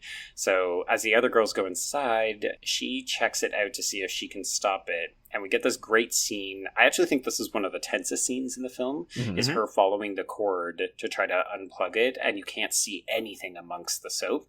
I mean, she does run back, and then she gets sucked back, and she is eventually shot in the mouth with a flare gun. But this is also where we get the text message from Chugs, where it's like, Jess, Cass, and Ellie, I'm gonna miss the party. Because I'm dead, sad emoji face. It's the emoji face that makes it work, because otherwise I'm just like, boo. But It then does. Jessica's like, or someone's like, wait, why wasn't that addressed to Claire too? And then that's when we get Claire coming up like, I'm dying! I'm being murdered. Please help me. I do love the whole bubble scene, though. It's gorgeous to look at, if anything. Yes. It's a great set piece. I do wish it lasted longer, or that A there was little bit even longer, yeah. like some kind of Definitely. a chase in it of sorts. But Thank you. Exactly that. Or they could have followed up with the chase after. Like, if Cassidy's going to be our, our forced final girl, then give her some type of chase, at least with that set piece, because it's so fun, and it ended too soon. Yeah, for sure. I mean, I do think this movie, it's pretty briskly paced once it gets going, to the point where I sometimes feel like, just give us a little bit more of a chase. Draw it out a little bit longer. Well, Right. I mean, it's an hour and 40 minutes, which is kind of long for this type of movie, but up until we get the the prologue, like the whole prank and everything, that is 20 full minutes. So like the movie proper is an 80-minute movie. Right. Yeah. They were like resting heavy on that opening for sure. Yeah. Also, if y'all didn't notice, Cassidy does pick up a bird cane when she goes into the suds after Claire, and that is the weapon from the first film. She does. I love that. Nice little shout out. Not too obvious, No. just kind of gently worked in there. So upstairs, we find Maggie sleeping in Jessica's bed, and they proceed to have a catfight about who has been sleeping with Kyle, because this is what's important to these two idiots at this moment. Payback's a bitch. You're a bitch! Like, good one, Priscilla. Very I live, though. I love a good cat fight, so I'm obsessed with this whole little moment. It's the right amount of time. It doesn't go on for too long, but it's hilarious. I love it. But that's why, right? Like, this is why, again, this is so ridiculous. Like, why is this in this movie? It is just so dumb. It is so funny. And that's just why, I can't take anything in this movie seriously because of things like this. Yeah, and they put it in there intentionally. So, like, they had to have known that people were probably going to roll their eyes a little bit while watching some of this. Mm-hmm. Yeah, whereas I think slasher purists would look at this and say, what is the point of this Maggie character? Because you could actually remove her wholesale from the film and not change any of the outcome from the plot. Oh, yeah, she's useless. She's a red herring. Yeah. And I think the issue is this film should have killed her when she was no longer a red herring. But it keeps her alive. She should have gone up in the Molotov cocktail. Yes, Oh, 100%. definitely. Because, yeah, she's supposed to be the creepy girl. Like, oh, if the movie's trying to make us think Megan's alive, what if it's her not identical sister who's doing this? Yes, and this will also be the beginning of Maggie's wardrobe change. So she will wear a men's shirt and panties for the rest of the film. Oh, as well as, knee-high socks. Right, oh my god. It's kind of a fantastic fashion statement. Like, she's very striking in it, and you fear for her when she is surrounded by fire because she has so much exposed skin. Right. But it's also ridiculous. Mm-hmm. Yeah. So out in the hallway, everybody comes back together. This is where Miss Crenshaw shows back up, and she smacks Jessica right in the face with her shotgun, and then doesn't really apologize for it because she says that she's been wanting to do it for years. Obsessed. Her delivery of, well, he, she, or it is about to get 2 rounds in the face. So good. Also, Maggie does not have, like, if somebody in front of me told me that they murdered my sister, Oh, yeah. I'm not going to just, like, casually push you against the wall a little bit, especially since I was brawling with you before. Like, I'm going to probably It's full kill on you. on. Yeah, you're probably going to die in that moment. But this is also comedic because, we get the reveal from Maggie that these people have killed her sister. But then Crenshaw's like, Megan's dead. And then Cassie's like, well, maybe not. And then it's like, Maggie's like, wait, she's not dead. And this tug of war back and forth. You're right. She's I having don't an know what to emotional... believe. Yeah, she's having some inner turmoil that nobody really cares about, but she's going through it. And so, yeah, I guess I can understand not killing Jessica in that moment.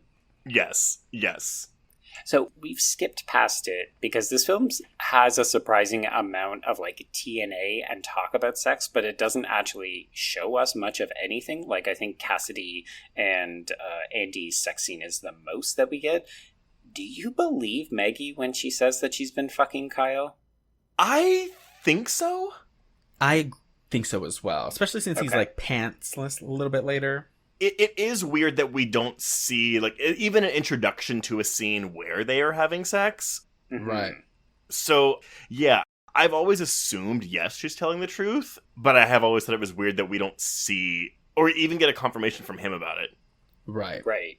Because I remember the first time I saw it, I definitely thought that she was just trying to get under Jessica's skin.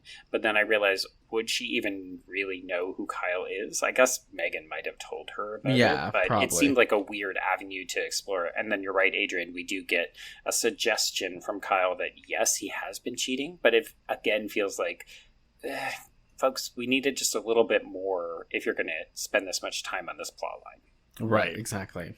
Okay, so all of the girls hold up in Jessica's room while Miss Crenshaw and Maggie go to investigate the house, and one of my favorite Jessica lines is when she goes, "Oh no, don't go out there." What? I tried to warn her.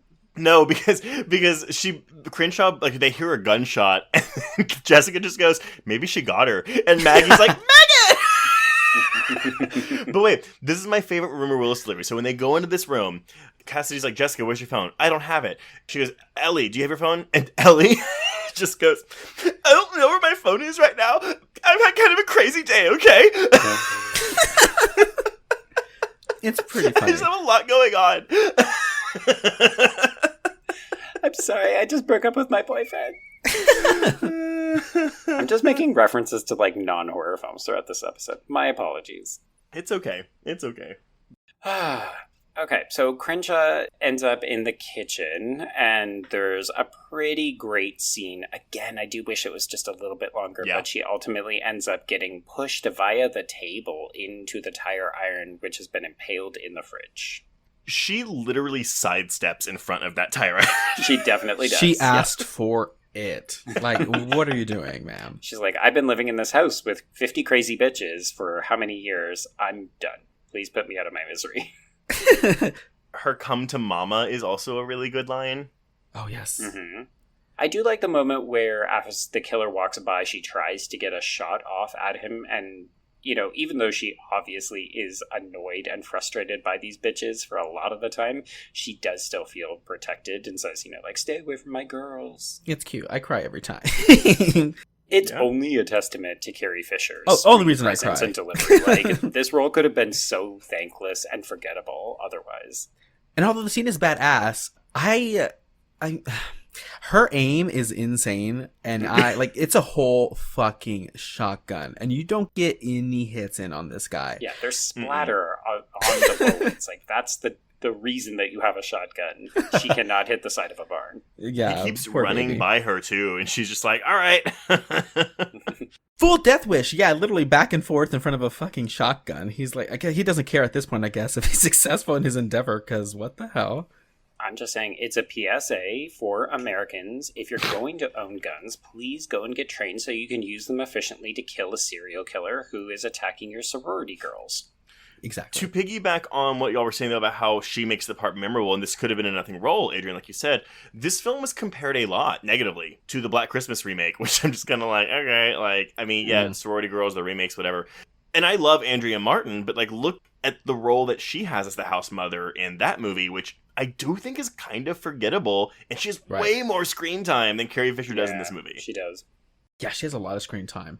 And a memorable death, I would say, though, at least. An icicle to the face. Maybe a better death, and maybe that's why people remember it more. Maybe so. Go back and listen to our Black Christmas episode. Who knows? It's good. The movie's fun. It's not good, but it's fun. Agreed. I'd much rather watch this film over and over again. Oh, agreed as well. Yes, absolutely. Don't you think that I'm saying go watch Black Christmas instead of Sorority Row? I'm just making it clear to the listeners in case there was any confusion. I've had kind of a hard day, okay? What's going on? Oh, it's so good. So Ellie is ordered to hide in the closet, which seems to confuse her briefly as Jessica and Cassidy search for the phone. And this is where they are confronted by Kyle, and he is very worried about his father's political aspirations. So he had previously ordered Jessica to basically keep any shenanigans under wraps. Like, she couldn't have a big controversy or else it would look bad on him and therefore his father. And the girls are like, are you the killer? So they hide in the bathroom. It's so dumb, right? This is so silly.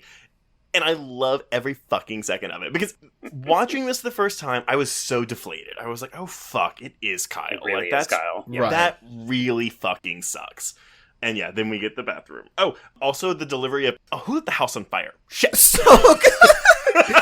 It's because, like, the house is on fucking fire, but it's like, she just has it like an inconvenience. Like, it's a first world problem almost. It's like, who lit the house on fire? Also, in case y'all thought Jessica was not a total bitch, bear in mind, the reason they have to hide in the bathroom is because her phone rings. The phone that Cassidy literally asked her 2 minutes ago, where's your phone? And she goes, I don't have it. It's the worst. She just didn't want to save them, basically. Yeah. So they do discover Megan's corpse in the bathroom. This is where we get the iconic, oh, she looks terrible line. It's her rotting skeleton of a corpse. Like, it is... It is 8 months later, folks. She is like a bag of bones with a couple of meat chunks on it. Yeah. But she's still standing. Like, she's standing up in this time. Oh, I thought she was, like, hooked up. Well, okay, nevertheless, though, why are her bones connected? Why, if she's this dried out, why are there joints still there connecting her bones? They also dropped her into a well, and the thud that we heard when she hit the ground, and her skeleton is like perfectly intact. That makes no sense to me. Clearly, Audrina Partridge was drinking her milk. She was, Oh, yeah. It's terrible. It's terrible. So that joke cannot land because we are already moving on. Because out of nowhere, this is when Andy bursts in and kills Kyle with an axe. So, twist reveal, Andy is the killer, Kyle is now dead. Okay, so, look, this will be my last one of your quotes, Joe. Oh. You'll probably still agree with it. What, dear Lord, was everyone smoking when they came up with Andy's truly atrocious motivation for committing the murders? Sweet Jeebus. That may be one of the stupidest reveals I have ever seen in a slasher, and I have seen a lot of slashers. You better It is drag. a pretty stupid reveal, but again, if you're thinking of the comedy, then it's very stupid funny, because it's just like, wait, your plan was to protect her by killing everyone around her. Got it. I think what bothers me more is the fact that he just 180s on it almost immediately. Like, he says, okay, we're going to kill the rest of them, and then she says, no. And then he just immediately tries to kill her, to which I say, well, wait, why did you go to all this effort to protect her then? Shouldn't you, like, try to knock her out and just, like, move her body and then kill the others or something? It's, I think he just needed a reason to kill. Maybe to make himself feel better about himself. Yeah, because he's quick to, just murder the woman that was causing him to kill everybody. So maybe he just needed something to fucking start cutting into people. Normally, yes, that would bother me. But because his motive is just so dumb. Yeah, I wanted to save your future and kill everyone who knew about it so you wouldn't have to do it. Is so fucking dumb. It's stupid. I will say the kind of, like, privilegey, stupid line that he has where he says, reputation comes from the company you keep. And the company you keep? Bitches. It's like, oh, that is kind of the summation of this movie. And if you were trying to make an argument that this film is feminist, I would say look at not just how the male characters are not characters, but how they try to control women by keeping them in line with preconceived notions about, like, what is and is not acceptable behavior, while also calling them bitches. Right. Again, it falls on its face with its empowerment that it's trying to display so desperately. Yeah. And we do get some more comment. I mean, we get the aforementioned what I said, where it was like, oh, let's go kill Ellie. You always said we should do more things together. We also get I didn't kill Garrett. Can I get some credit there? And Stewart Handler's directing. I mean, I don't think there's anything outstanding about the direction of this film, minus that opening sequence, which does set the bar pretty high. But there's a great shot in this scene when basically he's, like, coddling Cassidy, and he's like holding her, but the camera pans out to a long shot, so they're on frame left, and then frame right is Jessica's pinned corpse against the wall. Oh yeah, because we actually have jumped over that he just also immediately murders Jessica. So if you were a Leah Pipes fan in this role, she's now Denzo. It is a bit of a deflation, right? It's an anticlimactic death on her part. Yeah, they did her dirty. It's the kind of thing where you're like, oh, but I want to chase, or she needs something bigger. Yeah, the bitch deserves that. I mean, if we're, again, kind of throwing it back to 80s, I guess. Like, when you look at Wendy in Prom Night and her chase scene, which is, like, jaw-dropping, I gag constantly. Yes. Yeah, so if we're going to have somebody who's that bitchy and that, you know, insane in this film, then, yeah, give her something, make her death a little bit more memorable. It was kind of disappointing. You know what, Adrian, though? So that's a good point, and I talked about this with Joe before you got on the call earlier, but that was an issue I had with the original film as well, because the head bitch in that one, Vicky, also doesn't get a very memorable death. You're right. It's really quick, it's really fast, and you're like, oh, like, you kind of built this girl up to be the girl. Right. And you don't give her, like, a big set piece of a death, so I do get it. It works better for me here, if only because at least, like, she dies doing what she was doing best, and just didn't work this time. Off. Yeah. But no, yeah, I mean, I would never turn down a Jessica chase scene here. Right, yeah. Alas, it was not to be. Instead, we have to dedicate our attention to both Ellie and Maggie, who are the only two left in play. So Maggie is surrounded by fire as a result of that Molotov cocktail in the living room. So Cassidy ends up trying to go against Andy here. She ends up falling through the floor, and she's only saved by that bracelet that Miss Crenshaw gave everybody. But she's basically stuck there for most of the climax. Yeah. So it falls to Ellie to come in and save the day with the shotgun. She blasts Andy in the stomach, and then he falls through the floor when it collapses, and he does a slow motion fiery death. That bracelet would not support her weight. And I know that she does not weigh that much. So. In the slightest. It looks cheap. Yeah. Is this silver? Silver plated. Silver plated. Exactly. So I'm on Jessica's side, though, because that shit would not even. It could barely hold. No, I can't.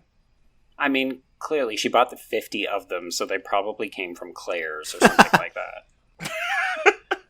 I'm sorry, when you said Claire's, I thought you meant like Claire in the movie, and I was like, why would Claire have these things? Oh my god. Oh, she had a whole Etsy shop set up before Etsy was a thing. She was selling them on QVC in the evenings. Oh my god, my favorite pastime was legitimately staying up on Halloween night. This is how pathetic I was. Wait, at 12. on Halloween? On Adrian, no. Halloween. I was 12 years old. Listen, okay, when I would come home late at night from literally just obviously stuffing my face all night, like literally from like age 10 to like 13, I would sit there and I would watch like at 2 a.m. I would watch them sell Halloween things on QVC because they were always a little bit cheaper because Halloween just ended. Okay. Getting yourself a deal. Yeah, that's what I was doing. That's who I was as a child, so. I love that. Dream.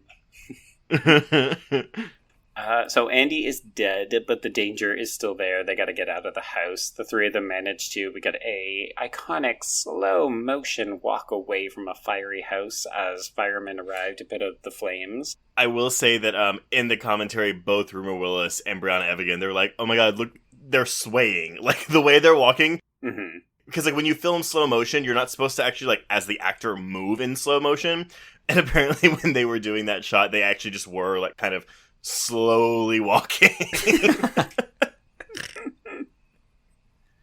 Filmmaking.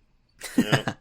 So we fade to black, and we come back 15 months later. The Theta Pi house has been completely reconstructed, and we see that Maggie is kind of in the center of one of those scary sorority girl pyramid chant things that have become a meme now. And we pull back to the end of the drive to reveal a scarred wrist, which, if you were paying attention earlier, will belong to Garrett, who is still alive. And he maybe is waiting for his revenge in the sequel we will never get. Never. Dang. Theta Pi says goodbye. Theta Pi says goodbye. It's like, girls, it's a one-line chant. You need something a little bit more substantial. Maggie isn't even doing that shit. They're doing it for nobody. Like, there's nobody there. Like, there's no crowd watching them. Like, they're just movers. And they're just here at this door screaming. And you're like, for what reason, ladies? Why are we doing this? Like, nobody's around. I have seen this movie at least 15 times, and I have never even broke it thought open. about that. It's a For whole nobody. new film now. It's insane. Have you ever seen that video or that meme, I guess, where, like, they open a sorority door and it's literally, like, a whole bunch of... Yes, that's what I was referring to. Yeah, it's terrifying. It's scary. And it's even more terrifying when they're doing it for nobody. Mm-hmm.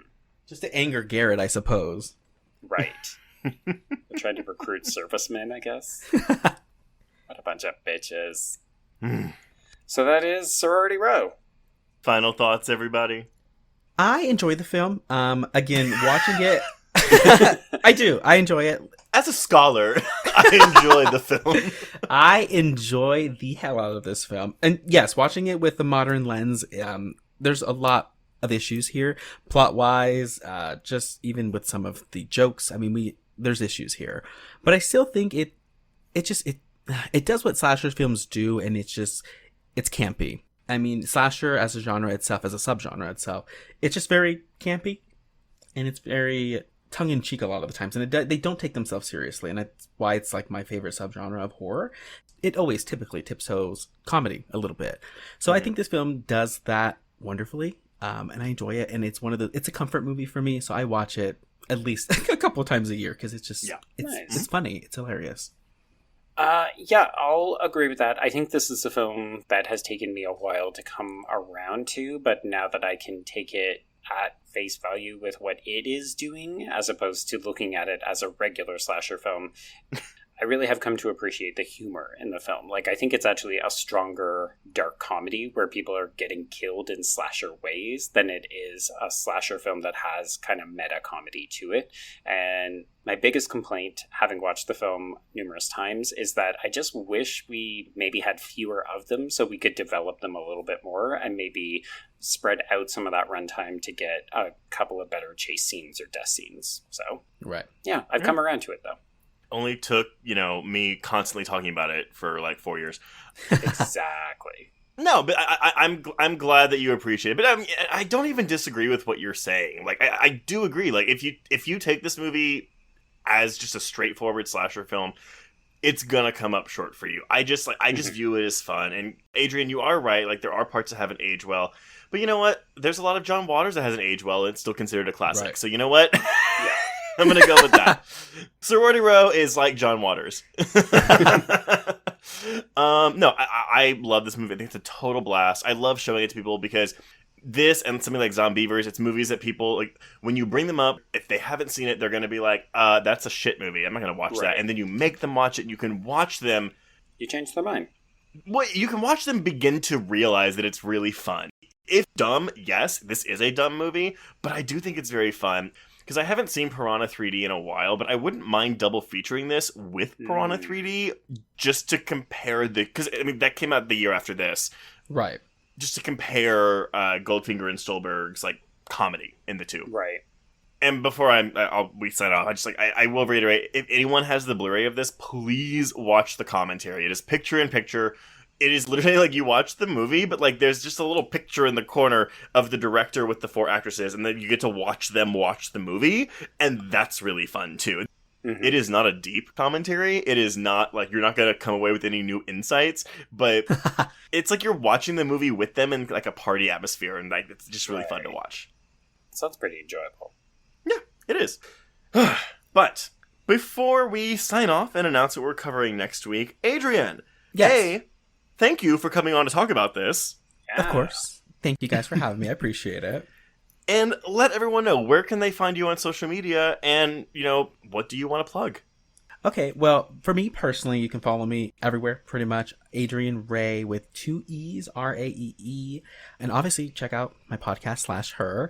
Our handle on everything as well is at /_her_pod.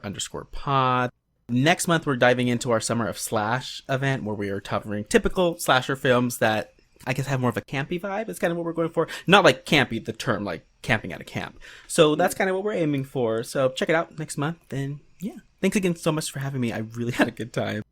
Oh, of course. Well, if you want to get in touch with us, you can reach us on Twitter and Instagram at Horror Queers and join our Facebook Horror Queers group to hang out with other listeners. You can also find us on Letterboxd to keep track of all the films we've covered, and go to our YouTube channel to watch our Micro Queers recordings, because those are real fun. That sounded really bad, but they are fun. It's just like we're not used to video. If you have a moment, please rate and review us on your podcatcher of choice, but we love Apple Podcasts because that helps us out. And if you want even more content, please support the show by becoming a patron at patreon.com/horrorqueers. This episode is dropping the last day of June, which means July is here, and we've got a new month of exclusive content for our patrons.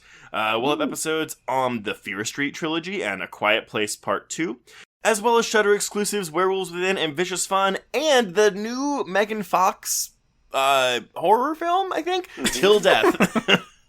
Question mark? I don't know. But it's Megan Fox, so, let's support her. Yeah.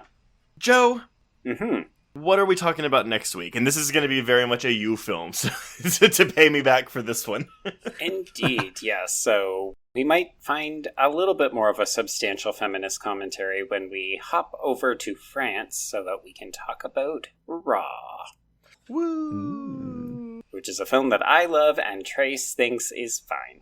I think it's so I'm gonna bring it to you next week. No, I'm excited. This is a film that, again, at festival hype, like, it's like, oh, this is the film you have to see, and I saw it at a festival, and I was kind of like, oh, it's fine. So, I'm ready to have my mind changed. Well, on that note, we can cross out Sorority Row. Yes, and cross out Horror Queers.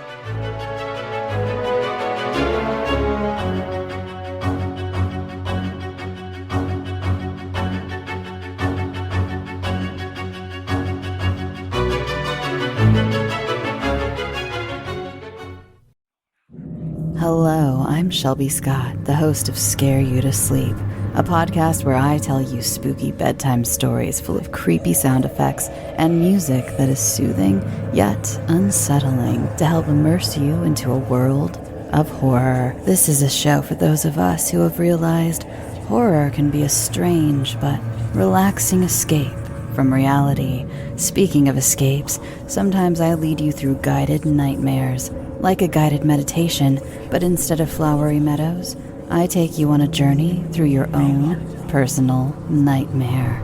So come get lost in the terror with me. Listen to Scare You to Sleep wherever you listen to podcasts, or find us online at bloody.fm. Sweet screams.